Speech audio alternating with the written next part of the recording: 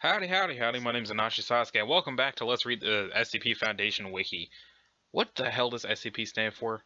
Okay, Secure, Contain, and Protect.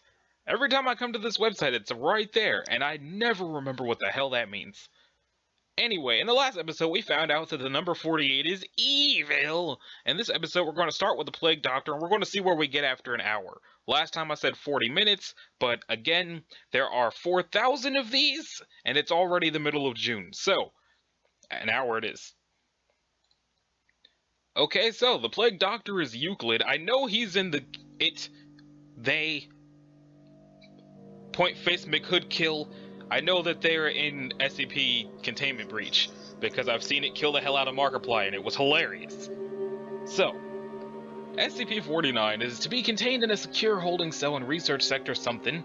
49 is not to be removed from its cell unless approved by level 2 or higher personnel, before which 49 must be heavily sedated. Even so, at such times 49 is to be accompanied by 2 armed guards and guided by an iron collar, secured to 2 iron poles 2 meters in length, and held firmly by 2 level 1 or higher personnel in transit. I would just like to state that for them to need that much security, it should probably be higher than level 2 personnel. Just saying, the base should not be level 2, because I'm pretty sure there are plants that have level 4 security, and this is a walking, breathing thing. Anyway, any experiments performed with 49 are to be conducted inside specifically prepared rooms. See document 42D318, which is probably in here somewhere. Yep. 49 cell should be monitored at all times via a security camera. Should any abnormal behavior occur, Dr. Blank is to be alerted at once.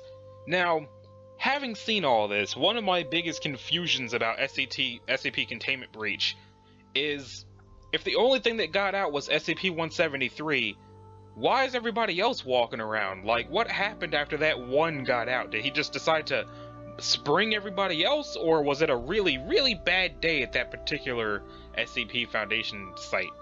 In any case, 49 is humanoid in appearance, standing at 1.9 meters tall and weighing 95.3 BNFM kilograms.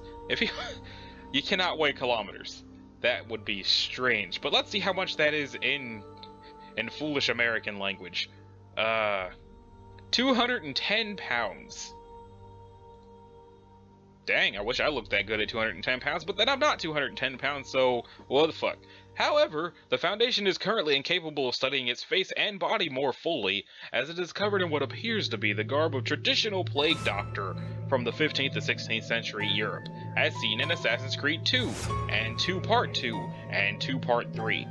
This material was actually part of 49's body, as microscopic and genetic testing show it to be similar in structure to muscle, although it feels much like rough leather and the mask much like ceramic. So does that mean that his beak is muscle but as fragile as ceramic, so it's muscle that shatters like ceramic? It was originally discovered in Blank, England by local police. Mobile Task Force Redacted responded to a suspected outbreak of data expunged. All civilians within a 0.5 kilometer radius were given Class A amnestics as part of the initial containment procedure. Now, what would an outbreak be if a Plague Doctor was handling it? What did Plague Doctors deal with? The Black Plague? The Bubonic Plague? It's probably the Bubonic Plague. 49 does not speak, see Addendum A1, although it seems to understand English perfectly well, and it is completely docile until it tries to perform surgery. 49's touch is invariably lethal to humans. After contact with 49's hand, the victim, hereafter referred to as 49-2, suffers bubonic plague probably, and dies within moments. 49 will then attempt to kill all humans it can see in a similar manner, supposedly to avoid interruption, before returning to 49-2. It produces a bag made of something, containing scalpels, needle, thread, several vials of an as yet unidentified substance from somewhere within its body. Research has been unable to locate these tools when inside of 49 through X-ray and techniques. Technique! and begins dissecting 49 too, as well as inserting various chemicals into the body. After approximately 20 minutes, 49 will sew 49-2 back up and become docile once more. After a period of a few minutes, 49-2 will resume vital signs and appear to reanimate. However, they seem to be completely without higher brain functions and will wander aimlessly until they encounter another living human. At this point, their adrenaline and endorphin levels increase to approximately 300% as it attempts to kill and probably eat any human beings it can find before returning to its mindless state and wandering until it comes across more humans. At this stage, termination with extreme prejudice is allowed. Failure to enforce this protocol outside of testing scenarios, see Addendum T-4912, is punishable by termination, which usually means the die. So it sounds like the Plague Doctor kills people and then brings them back as fast zombies. I don't know if there's any Plague Doctor created fast zombies in SCP Containment Breach, but God, I hope not. Detailed autopsies of the fast zombies have found several unusual substances, along with usual substances in large amount, within the bodies, including data expunged. However, several have yet to be identified. Researchers with level 3 or higher authorization refer to Addendum C1, as opposed to C4. Now, Addendum A1. 49 spoke for the first time today on December 6, 2000-something, addressing Dr. Someone. A full account of the conversation is attached. Interviewed. 49. Interviewer. Dr. Somebody. 49 randomly began speaking with no obvious provocation en route to a testing facility. Dr. Blank was recording notes at the time on a handheld microphone. Irrelevant data has been omitted. What is this place? What? It's a loud crash from Doctor dropping the recording device in shock. A laboratory? It is quite marvelous. I now find it no wonder I've seen so few victims of the disease in here. Yeah, you see, I thought you were capable of speech? I'm somewhat startled you, can. Oh my, yes, good sir, I simply prefer not to. Most victims of the disease are quite melancholy and do not react at all well to conversation. I have seen you several times now, and I've not detected the disease in you, therefore I assume you are also a doctor? Yes, actually, call me redacted. But what disease are you talking about? Why, good doctor, the great pestilence, what else? Great pestilence. Oh, the plague. Should have seen that coming. But no one here is infected, I can assure you. Oh, good doctor, I can assure you. The pestilence is here, and I can sense it. It is my duty in life to rid the world of it. My cure is most effective. Your cure has cost us hundreds of lives. Your cure is faulty. Good doctor, my cure is most effective. 49 lapsed once again into silence, and no further attempts to make it speak were effective. Closing statement. Oh hey, they added a little thing for just skipping around to that wasn't there. Whatever the hell day I last did this. We managed to get our test done for that day, trying to figure out what causes it to perform surgery, or more accurately, what it detects as the pestilence. So far, research has shown no correlation between any of the D-class personnel it has performed surgery on. We're still working on it, Dr. Blank.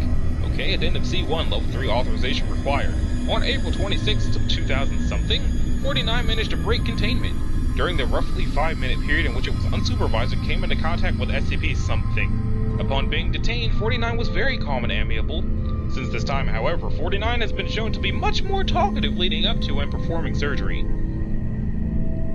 I don't know what 049 and that damned mask talk about, but he seems much happier overall. He no longer seems to simply sit and mope around in his cell, and several staff have claimed to hear him humming old church hymns. In addition, in the moments leading up to performing surgery, he has started talking, apparently trying to comfort his victim, claiming that he is the cure, among other things. The focus of our research has shifted towards finding out what the hell he and Blank have talked about during their little chat. It sounds like they're probably talking about that, the comedy tragedy mask that did a lot of terrifying shit. Like, that mask was more frightening than the pipe room, and the pipe room was just awful. The pipe room was like Freddy Krueger's pipe room, except Freddy Krueger was just some guy and the pipe room was the monster. Anyway, I guess I'll just try this little button right here. Next up is SCP-50, which is... Okay, you know what? I'm gonna not do that because then I don't know what they're called. 50 is to the cleverest. And it's Euclid. It looks like it's just a statue of some sort of strange monkey man, but it's Euclid. So far, all attempts to contain 50 have proven fruitless. Footnote: at present, whoever has possession of 50 is to leave it in an office they use with regularity. Description: 50 appears to be a statue of a monkey reading a book, approximately 1 foot tall. On the bottom of the statue are engraved the words "to the cleverest" in cursive script. The statue has so far proven resistant to all forms of damage. As such, there is no accurate method to date the object.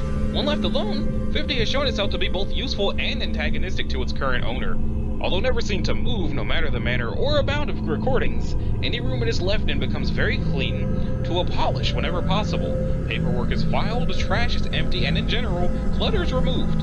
However, 50 also has a tendency to leave traps for its owner, so current holders should carefully check their office upon returning. Document 50. I wonder what document 50 is. Let's find out.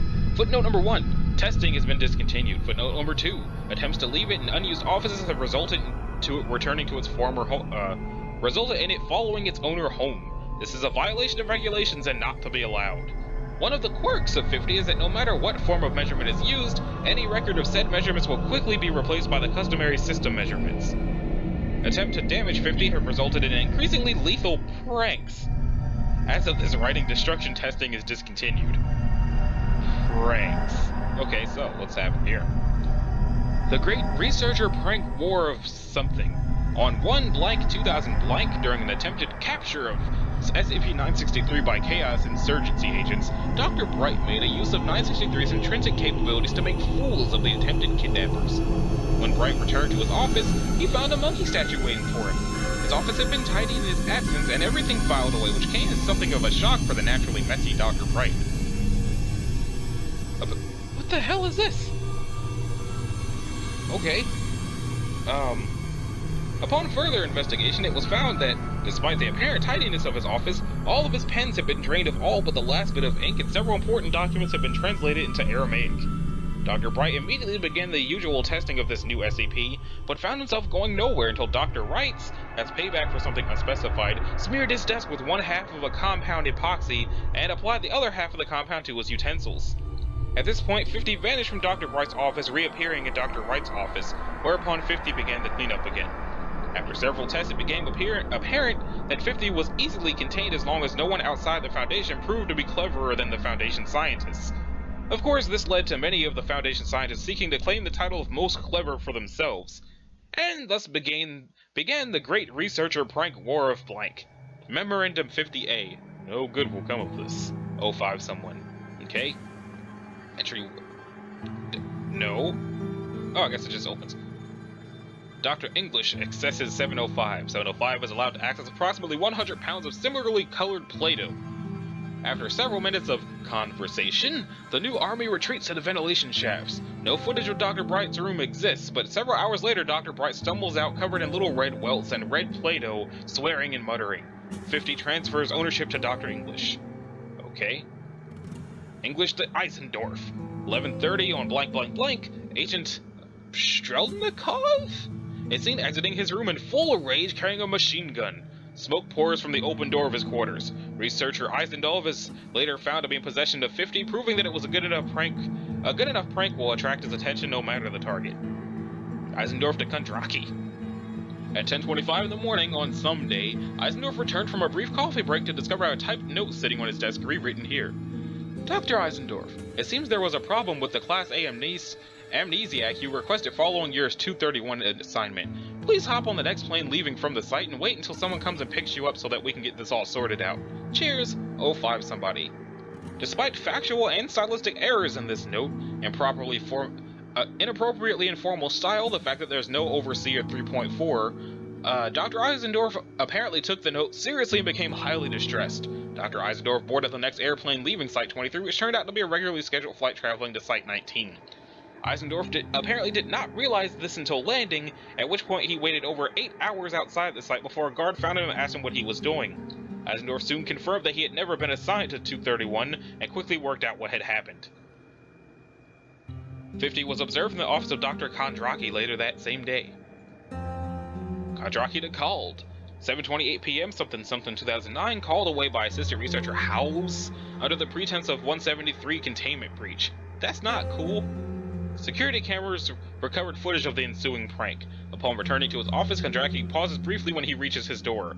Moments later, he is seen slowly backing out of his office, keeping his eyes fixed on something inside. It was later revealed that Dr. Cal had placed a replica of 173 in Kondraki's office, positioned in such a way that it faced the door, establishing eye contact with whoever might enter the room. Kondraki continued to retreat until slipping on a hitherto unnoticed puddle of cooking oil. The replica of 173, made of wireframe, paper mache, and spray paint, was relocated to Dr. Cal's office, shortly followed by 50. These are some assholes. Upon returning to his office, blah blah blah, Cal was surprised to find the statue replaced with a note reading, "I can't believe no one's thought of this." The statue was later located in the staff locker of Agent Yorick, who had simply stolen it. Yorick to Cal. Statue returned to Cal. Yorick's living space in utter disarray. Yorick is found unconscious, the words "to be earned" tattooed on his forehead through unknown means. Call to light. From blank 2009 to blank 2009, maintenance teams were called 27 times to Dr. Cal's office while he was out, all having received orders to install, repair, or remove a piece of furniture from the office apparently at random. Cal became increasingly paranoid about these intrusions, considering his possession of 50 and at something of something 2009, brought his paperwork and the SCP to his quarters and worked from there. Upon entering his quarters, Dr. Cal was doused by the contents of a bucket carefully placed on the entrance's door jamb. Ownership changes to Dr. Light. On blank 2009, Dr. Coleman was seen pinning a note to the break room notice board which read, "Due to the effects of SCP blank, all personnel who have received an amnesiac of any kind within the past 6 months are required to report to Dr. Light immediately." It was signed and notarized by no fewer than 17 members of O5 Command and senior staff. After seeing this, an email was immediately sent out retracting the information and causing mass panic among some of our more paranoid employees. After what can only be described as a bug rush on Dr. Light's newly refurbished office, resulting in destruction of many items contained within, 50 was found on Dr. Coleman's desk. Coleman to Akagawa. Coleman called out of his quarters from an email. 5 minutes later, security footage showed Akagawa entering Schumacher's quarters carrying a bag with unknown contents and leaving the room a few minutes later without the bag. Upon returning, Coleman discovered a dead rodent which appeared to have been slapped in the secretions of 447. Personnel in adjacent rooms reported hearing a stream of profanity followed by a thud. Worried researchers found him passed out on the floor, while the slime was later identified as green gelatin from the kitchen and the dead rat as a rubber toy. 50 was later found in Dr. Akagawa's office. Akagawa the Chapelski. These names are just getting weirder as it goes. 12:34 p.m.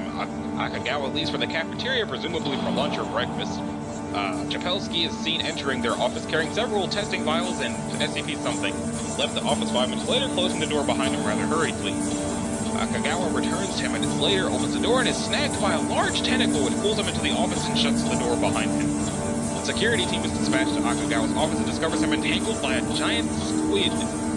The team is seen trying to neutralize the cephalopod and free Akagawa. The animal's remains were subsequently destroyed. And here we have Chapelski Jones, Bright. Okay. On 2012, Chapelski came to work at 8 o'clock in the morning, received a pie in the face. 50 was found on their desk later that afternoon. What? That wasn't original at all!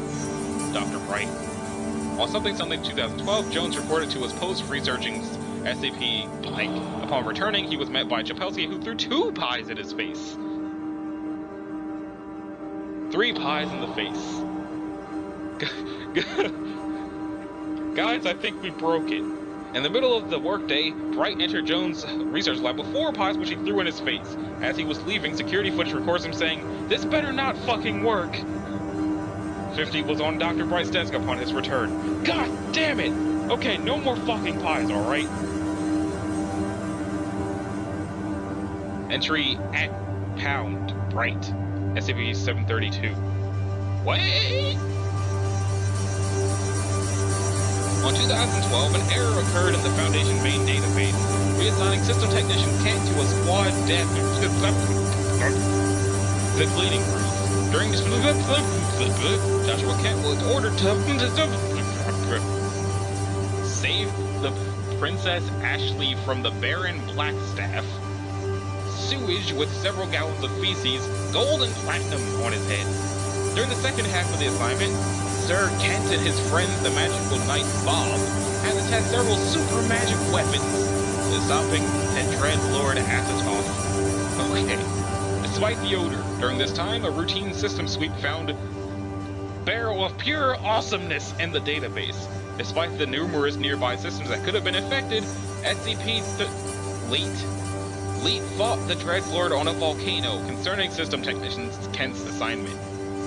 Kent was returned to Site-23 largely unharmed. 50 was discovered sitting by a hard drive heavily infected with 732, with the statue seeming to consider the virus its new owner.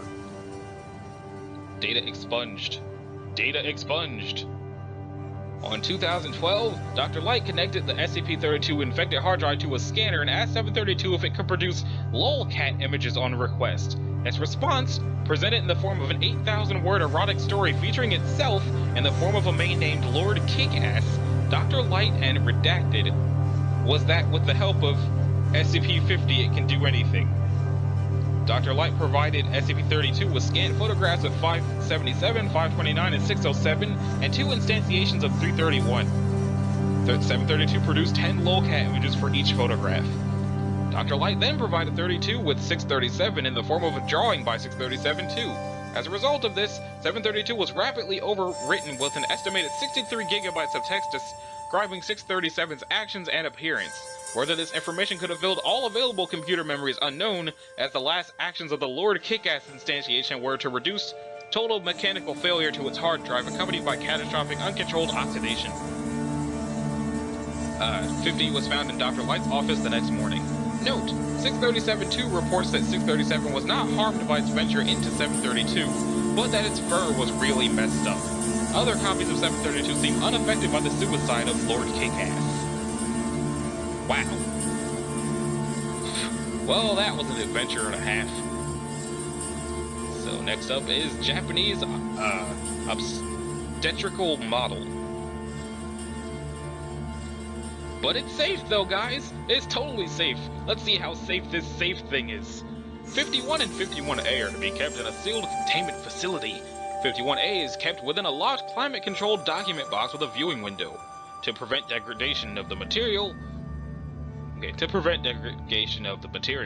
any personnel, with the exception of pregnant or non-sterile female personnel who might not be aware of an early-stage pregnancy, may access 51 as long as a request is placed beforehand and cleared by site administration.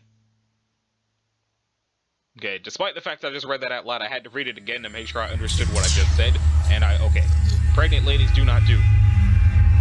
51 is a 25cm, 10-inch, anatomically correct model of a human female, carved out of ivory, with typically Asian features. Microscopic analysis shows that the head hair is human hair.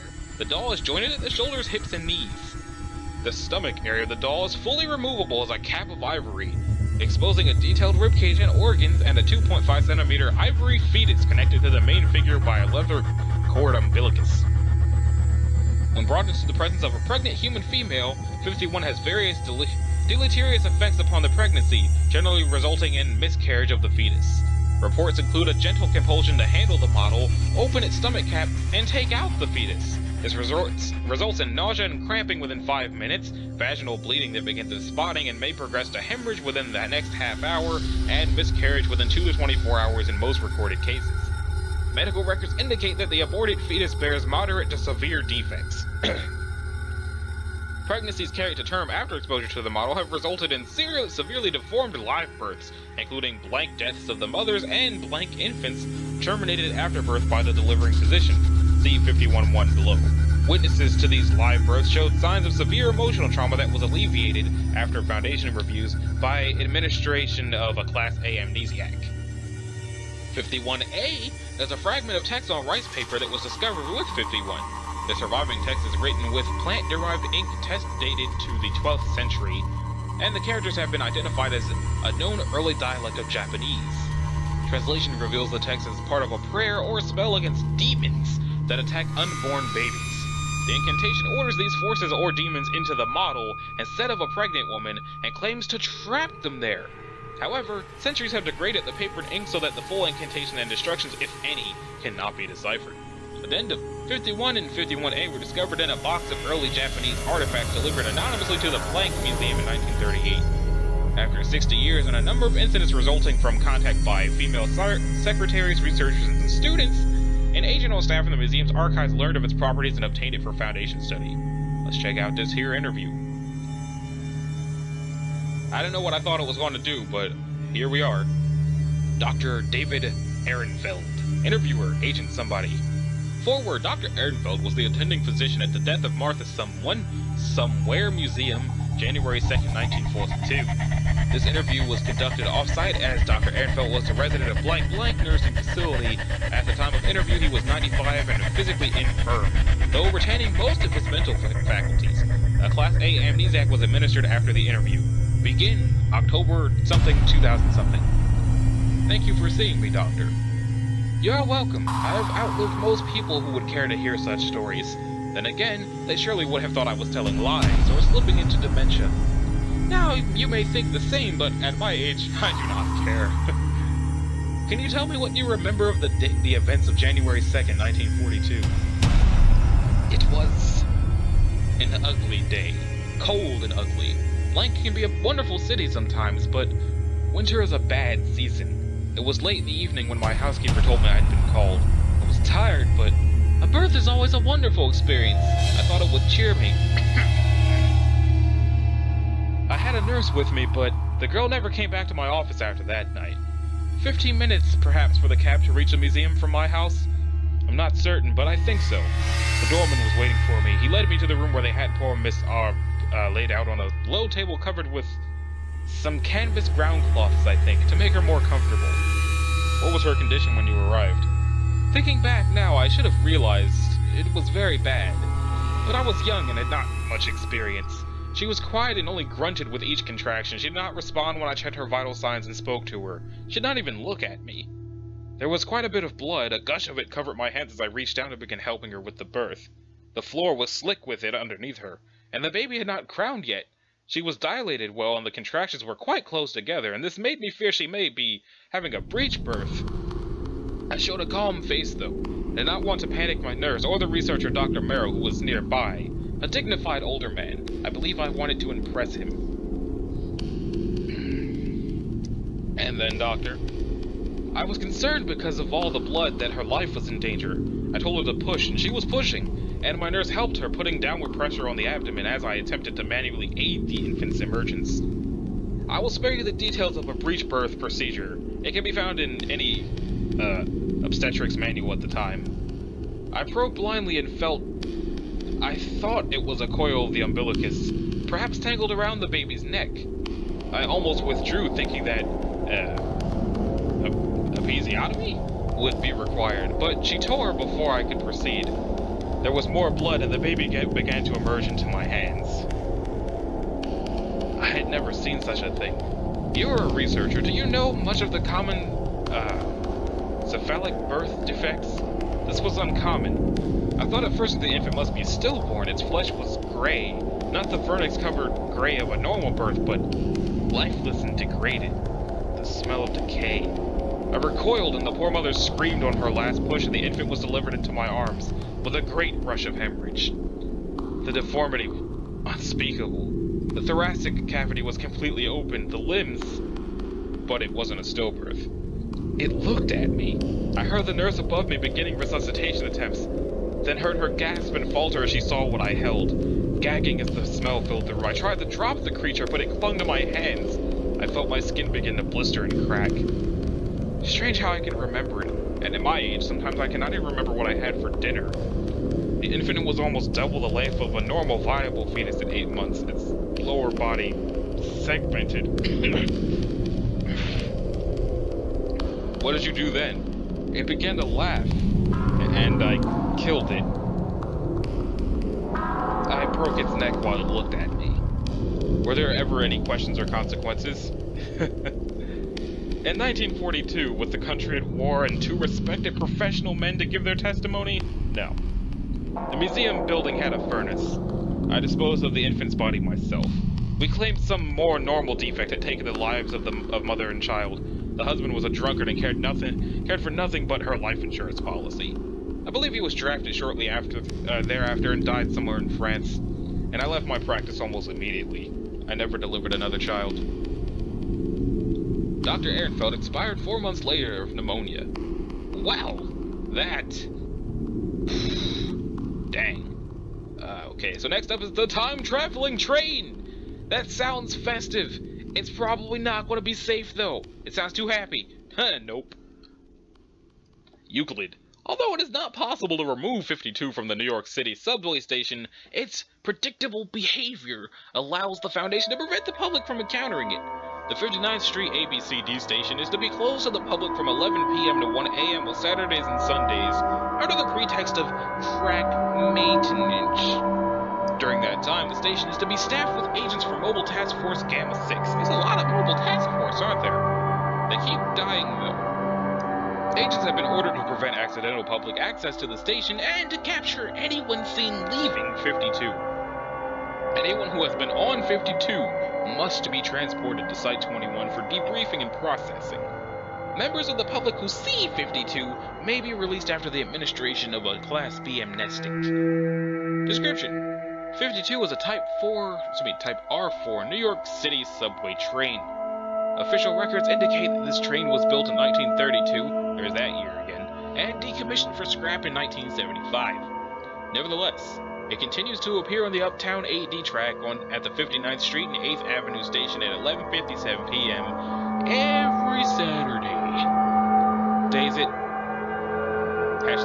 was yesterday, tomorrow's Thursday, alright. The train is in perfect condition and labeled as A train. 52 appears at the designated time, opens its doors to accept discharge passengers for approximately 5 minutes, and then closes its doors and disappears. It does not appear to ever contain passengers, except for those leaving the train during its appearance. The majority of subjects that have boarded 52 have not been recovered. Passengers leaving 52 claim to have boarded on various dates from 1976 up to 2204. The latter claims he thought 52 was a 300th anniversary special train. Subjects retain no knowledge of time on board. Addendum. Passengers leaving 52 must be brought to Site 21 and interrogated to determine their origin and possible threat to the current time stream. Generally, passengers from the past may be given Class A amnestics and reintegrated into society. Passengers from the future must be held indefinitely.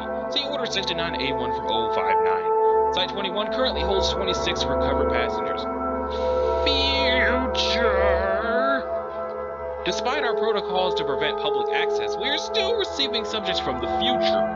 Although some are from alternate timelines, it is possible 52 will begin to appear at another time or place, requiring expanded containment. The Foundation has placed several subjects onto the train in an attempt to understand its activities when not visible. Test 52-1. Agent Blank placed on train. Not recovered. 52-2. June 6, 2009. Agent Blank enters train. Not recovered as he apparently returned to 1980 and was killed in a confrontation with Blank. 52-3. See notes on recovered passenger in 52-4. After testing 52-3, 05 Command Agent orders that no further agents should be risked as passengers on 52. Consideration has been given to using Class D personnel in their place, but the risk of releasing them into the past is too great. Log of recovered passengers. Okay, so we're not going to go through all whatever amount of them. Entered in 2012, recovered in 2008. She's an accountant on her way home from the theater when she entered the train. Expresses surprise and dismay to have traveled back in time 4 years, but appears to otherwise be unchanged and unharmed. She has been determined to currently exist in this timeline and must be held indefinitely to prevent unwanted temporal effects. Passenger 52-2. Entered in 1976, came back in 2008. They were on the way to Studio 54. Although they're unharmed and not a temporal threat, they are being held as the examining psychiatrist believes 32 years is too long a period over which to facilitate successful reintegration. Entered train in 2014, recovered June 2009. A tourist from Jacksonville, Florida. They now speak Albanian instead of English. Held due to 05 orders regarding subjects from the future as well as possible reintegration difficulties. 52-4. Entered in 2009. Came back a couple weeks later. Agent returned. Oh, it's the agent from Test 52-3. He returned with his hand surgically removed and a note in his pocket with the message, "Send no more." Subject does not remember his experience on the train, but when subjected to hypnosis, revealed data expunged. Man, I wanna know what happened. 52-5, Agent Blank entered train at unknown future date in a violation of protocol. On July 11, 2009, body of subject was violently thrown from the train, landing 10 meters away. On examination, subject was found to have been data expunged. Whether security should be increased to prevent subject from entering 52 was under consideration. 52-6, Blank claims to have been a level 4 supervisor from the SCP Federation who entered the train in December 2124. Subject has been administered a Class A prime amnestic prior to boarding in a successful attempt to avoid the fate of passengers 5204 and 52-5. Recovered February 6, 2010. As he will never be released from Foundation custody, O5 Command has approved sharing otherwise classified information about other artifacts in our possession in hopes of gaining new methods of containment and becoming aware of future security breaches. Agent Blank has been cooperative and claims that it is good that we do not know how to open 699. Subject turned visibly pale and refused to discuss this item further. To be a survivor of the Great Zombie Plague of 2092, caused by a 8 containment breach. That SCP Blank can be killed by data expunged with the data expunged and SCP Blank. Permission to try this has been denied by O5. That he worked for Dr. Jack Bright. Interesting. Wait, what? If it wasn't Dr. Bright from Now? Because I'm pretty sure Dr. Bright was one of the people from the Cleverest. 53, a young gal. Euclid. See, the things that sound like they'd be safe are dangerous, and the things that sound terrifying have been labeled safe. Whoever's been labeling these needs to step their game up. Let's find out why this child is not safe. Historically, children in this universe just seem to be all types of deadly, all up and down, all over the walls. So, 53 is to be contained in an area no less than 5 meters by 5 meters, 16 feet by 16 feet, and given adequate room to move. Toys, books, games, and other recreational devices are to be amply provided and rotated every 3 months. Proper bedding, bathroom, and medical facilities are to be maintained at all times. Food should be provided 3 times daily, and 2 snacks are allowed if requested. No physical contact is to be made with 53 without full atmospheric containment suit and eye shield. No eye contact with 53 for any reason. Any objects given to personnel by 53 may be removed, but must be given to quarantine for examination. Only 1 member of personnel may be present in the room at any given time, and must be secured by a safety line of steel cable. All personnel must be removed from 53's containment chamber within 10 minutes of entering. Any personnel who begin to act erratically, scream, or attempt to grab 53 are to be removed and quarantined. Any personnel attempting to remove their suit are also to be removed and quarantined. No sharp objects or firearms are allowed in 53's containment room. Okay. 53 appears to be a small 3-year-old girl. She's capable of basic speech and appears to be slightly above average in mental development. She has a generally pleasant personality and rarely seems upset, becoming agitated only in the presence of groups of people. Any and all humans over the age of 3 who make eye contact with, personally touch, or remain around 53 for longer than 10 minutes will rapidly become irrational, paranoid, and homicidal. Most, if not all, of these villains will be directed at 53, and afflicted subjects will attempt to kill 53 after first killing or driving off all humans visible to them. Those attempting to kill 53 will suffer massive heart attacks or seizures and die seconds after doing any physical damage to 53. 53 will regenerate almost instantaneously from any wound regardless of severity. 53 appears wholly ignorant of these effects and ignores any and all subjects afflicted. When questioned about the effect, 53 is incapable of response. This seems to go somewhere, so... Okay, it redirects to a different SCP for some reason. Let's not deal with that. So, if I were going to stop at 40 minutes, this will be a good stopping point because it's right at 40 minutes. So I think I might stop at 40 minutes this time, and then we'll continue with the water nymph next time. So, this has been Anachi Sasuke. This is episode 16, I think? One day I'm going to know, but yeah, 16. I was right. of Let's Read SCP Foundation Wiki, and in the next episode, we're going to read about the water nymph, and we're going to go from there, and that time we're going to go for an hour because I won't be recording in the middle of the night. So, thank you all for watching, I will see you next time. Later.